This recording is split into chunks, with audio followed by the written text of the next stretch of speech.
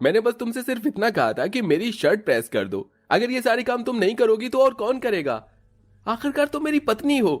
पत्नी हूँ, कोई नौकरानी नहीं जो दिन भर सिर्फ तुम्हारे ही काम करती रहूं। मुझे और भी काम होते हैं। अरे बहू, ये सिमरन और रंजीत के कमरे में से इतनी चिल्लाने की आवाज क्यों आ रही है?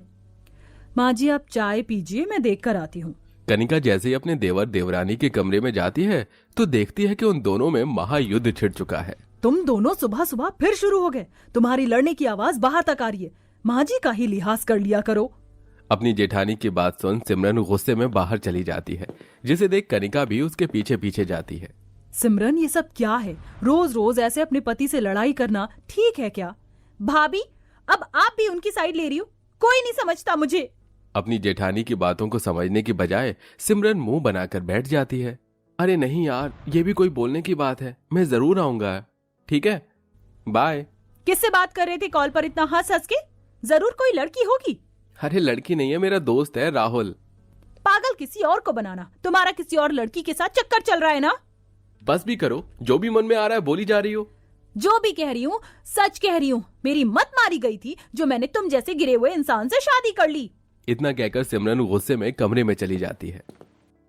भाभी, आज सब्जी कैसी बनी है? लगता है जल गई है और नमक भी ज्यादा है सब्जी में। हाँ हाँ, अब तो सब्जी जली हुई और खराब ही लगेगी क्योंकि मैं जो बनाती हूँ। सिमरन, तुम रंजीत की बातों को गलत ले रही हो। उसे तो पता भी नहीं है सब्जी तुमने बनाई है, समझी? भाभी आप तो रहने दो, आपके देवर हैं तो आप तो उनकी साइड लेंगी ही। मैं तो बस तुम दोनों को समझा रही हूँ कि रोज रोज ऐसे बच्चों की तरह लड़ाई झगड़ा मत किया करो। पता भी है तुम दोनों की रोज रोज की लड़ाइयाँ आसपास के लोगों के लिए एंटरटेनमेंट का पर्पस बन चुकी हैं। सुन रही हो भाभी क्या कह रही है? ये जो भी हो रहा है सिर्फ तुम्हारी वजह से हो रहा है। सिमरन गुस्से में अपनी बनाई हुई सब्जी फेंक कर अपने कमरे में चली जाती है। अपनी जेठानी के बार बार समझाने पर भी सिमरन अपनी आदतों से बाज नहीं आती और हमेशा हर छोटी छोटी बातों पर लड़ाई करना शुरू कर देती है। ऐसे ही समय गुजरता रहता है और एक दिन। रंजीत, इसकी क्या जरूरत थी? मैं बाहर गाड़ी में ही वेट कर लेती। नहीं मैम, ये आप कैसी बातें कर रही हैं? आप हमारी बॉस हैं। वो तो अच्छा हुआ कि आपकी गाड़ी मेरे घर के पास ही खराब हुई। अगर कहीं और खराब होती तो कितनी प्रॉब्लम होती। बाहर जब तक मैकेनिक गाड़ी ठीक करता है, आप तब तक मेरे घर में आराम कर लीजिए। रंजीत अपनी बॉस सोनल को हॉल में बिठाकर उसके लिए पानी लेने जाता है। तभी वहां सिमरन आ जाती है। कौन हो तुम और यहाँ क्या कर रही हो? अरे सिमरन, तुम इनसे मिलो, ये मेरी बॉस हैं। बॉस हैं या मेरी सौतन? रंजीत, तुम्हारी वाइफ कैसी बातें कर रही है? ठीक ही बात कर रही हूँ मैं। शर्म नहीं आती शादीशुदा मर्द से चक्कर चलाते हुए? ये तो है बेशरम और तुम तो इससे भी महाबेशरम। निकल जाओ मेरे घर से और आइंदा मेरे पति के आसपास गलती से भी नजर मत आ जाना। Ranjit, your wife needs a doctor, she is crazy. इतना कहकर सोनल गुस्से में वहां से चली जाती है। पड़ गया चैन तुम्हें? हाँ, कर ली मेरी बॉस के सामने मेरी बेइज्जती। न जाने वो क्या सोच रही होगी मेरे बारे में। इसका मतलब मेरा शक सही था। तुम्हें फर्क पड़ रहा है, इसका मतलब जरूर तुम्हारा चक्कर है उसके साथ। बस करो तुम, मेरा उसके साथ कोई चक्कर नहीं चल रहा है। वो मेरी बॉस है बस। रोज रोज की इन लड़ाइयों से और तुम्हारे शक से मैं थक चुका हूं। अब देखना मैं क्या करता हूं।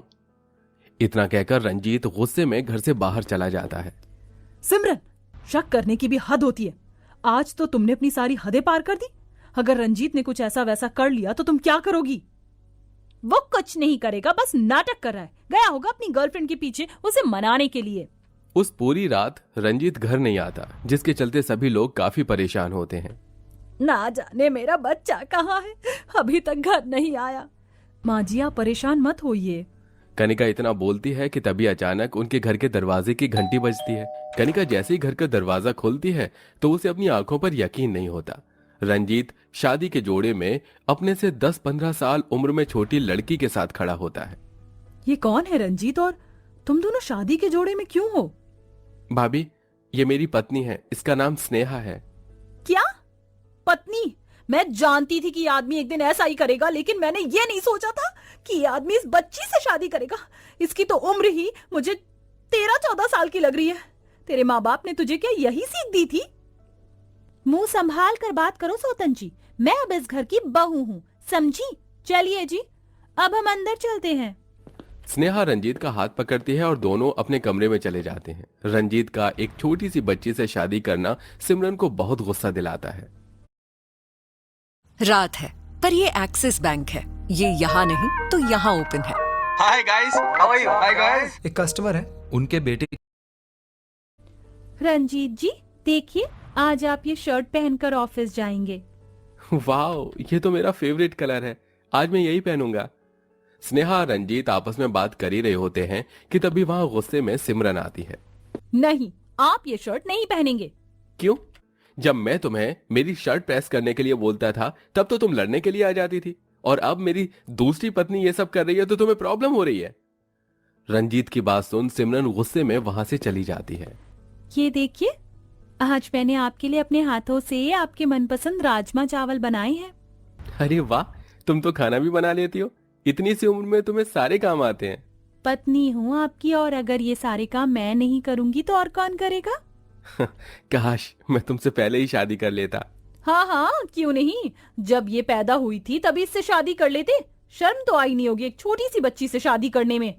इतना कहकर सिमरन गुस्से में किचन में चली जाती है और रोने लगती है।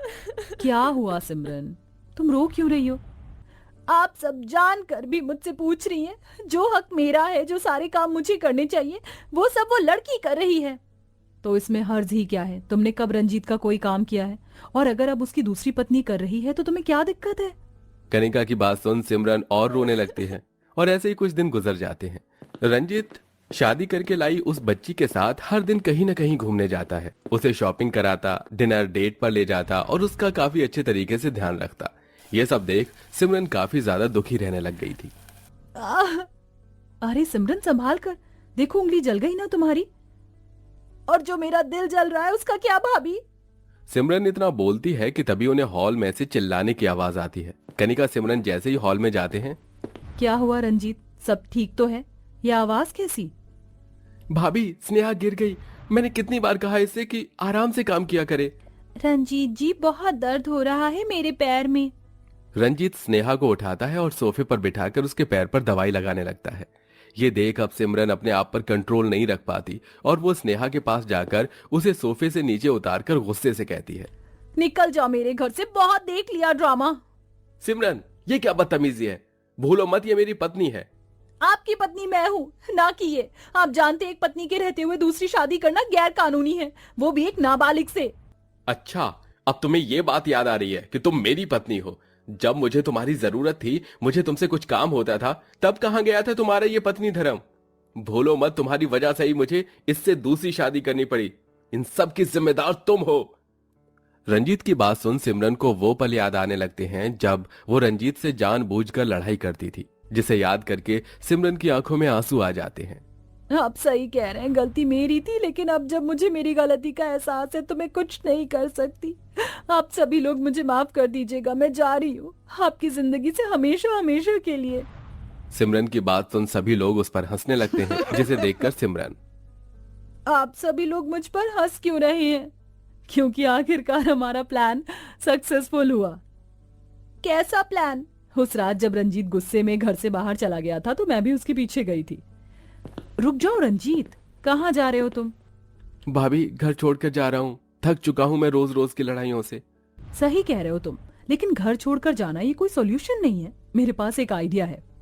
ये कनिका का ही आइडिया होता है कि रंजीत दूसरी शादी करे, वो भी एक बच्ची से। कनिका के कहने पर ही रंजीत स्नेहा से शादी करता है ताकि वो सब मिलकर सिमरन को सबक सिखा सके। रंजीत और स्नेहा की असलियत में शादी नहीं हुई है, ये तो बस नाटक कर रहे थे कि तुम्हें तुम्हारी पत्नी धर्म का एहसास हो सके।